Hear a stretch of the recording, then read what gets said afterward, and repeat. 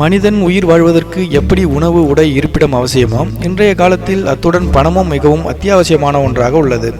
பணம் இல்லாவிட்டால் வாழ்வதே கடினம் என்ற நிலையில் நாம் உள்ளோம். எனவே ஒவ்வொருவரும் பணம் சம்பாதிப்பதற்கு சற்றும் ஓய்வெடுக்காமல் ஓயாது உழைத்து கொண்டிருக்கிறோம். நம் நாட்டில் வாஸ்து மீது அலாதியான நம்பிக்கை உள்ளது. அந்த வாஸ்து சாஸ்திரத்தில் வீட்டின் வறுமை நீங்கி செல்வம் கொழிக்க வேண்டுமானால் வீட்டினுள் ஒரு சில பொருட்களை வைத்திருக்கக்கூடாது. ஏனெனில் அவை வீட்டில் செல்வத்தை தங்கவிடாமல் தடுக்குமாம். இங்கு ஒருவரின் வீட்டில் செல்வம் கொழிக்க வேண்டுமானால் எவற்றையெல்லாம் வீட்டிலிருந்து அப்புறப்படுத்த வேண்டும்? இதோ பார்க்கலாம். புறாக்கூடு. வீட்டில் புறாக்கூடு இருந்தால் அது வீட்டின் வறுமையை அதிகரித்து உறுதியற்ற நிலையை ஏற்படுத்தும். எனவே உங்கள் வீட்டில் பணம் சேர வேண்டுமானால் உங்கள் வீட்டினுள் இருக்கும் புறாக்கூட்டினை வெளியேற்றுங்கள். தேன்கூடு. வீட்டினுள் தேன்கூடு இருப்பது ஆபத்தானது மட்டுமின்றி வீட்டில் வறுமை மற்றும் துரதிர்ஷ்டத்தை ஈர்க்கும். உங்கள் வீட்டில் தேன்கூடு இருப்பின் உடனே அதனை வெளியேற்றுங்கள். சிலந்தி வலை. வீட்டில் சிலந்தி வலை இருப்பது என்பது வாழ்வில் துரதிர்ஷ்டவசமான சம்பவங்கள் நடைபெறுவதற்கான அறிகுறியாகும். எனவே வீட்டில் சிலந்தி வலையை கண்டால் உடனே அதை சுத்தம் செய்து விடுங்கள். உடைந்த கண்ணாடி. வாஸ்து சாஸ்திரப்படி உடைந்த கண்ணாடிகளை வீட்டில் வைத்திருப்பது என்பது வீட்டில் வறுமையை அதிகரித்து எதிர்மறை ஆற்றல்களை ஈர்ப்பதாக கருதப்படுகிறது. ஆகவே உங்கள் வீட்டில் ஏதேனும் உடைந்த கண்ணாடி இருப்பின் அதை பத்திரப்படுத்தாமல் உடனே தூக்கி எறிந்து விடுங்கள். வௌவால். வௌவால் உடல்நல பிரச்சனை, மோசமான சம்பவங்கள், வறுமை அல்லது இறப்பை குறிப்பதாக கருதப்படும் ஒன்று. இத்தகைய வௌவால் வாழ்ந்து கொண்டிருக்கும் வீட்டினுள் நுழைவது கெட்ட சகுனம். எனவே மாலை நேரத்திற்கு பின் வீட்டின் ஜன்னல் கதவுகளை அடைத்து விடுங்கள்.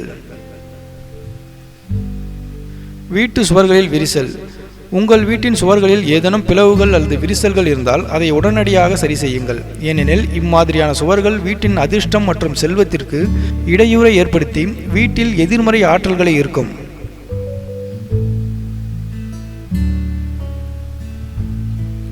ஒழுகும் குழாய். வீட்டினுள் இருக்கும் குழாயில் இருந்து எப்போதும் நீர் வடிந்து கொண்டிருந்தால் அதனால் நீர் மட்டும் வீணாவதில்லை, வீட்டின் நேர்மறை ஆற்றல்களும் வெளியேறி கொண்டிருக்கின்றன என்று அர்த்தம். எனவே இம்மாதிரியான குழாய் வீட்டில் இருப்பின் உடனடியாக சரி செய்யுங்கள். மொட்டை மாடி. பலரும் வீட்டின் மொட்டை மாடியின் ஒரு மூலையில் பழைய உபயோகமில்லாத பொருட்களை வைத்து குப்பை போன்று வைத்திருப்பார்கள்.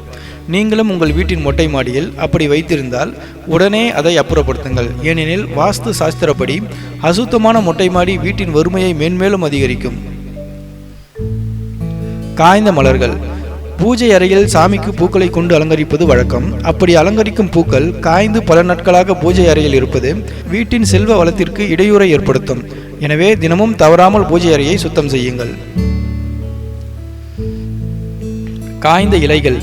வீட்டினுள் அலங்கார செடிகள் வைத்து வளர்த்து வருபவரா நீங்கள்? தினமும் அதை கவனமாக கவனித்து பராமரித்து வாருங்கள்.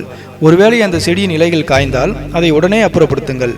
ஏனெனில் வீட்டினுள் காய்ந்த இலைகள் இருந்தால் அது எதிர்மறை ஆற்றல்களை ஈர்த்து நிதி நெருக்கடிக்கு வழிவகுக்கும்.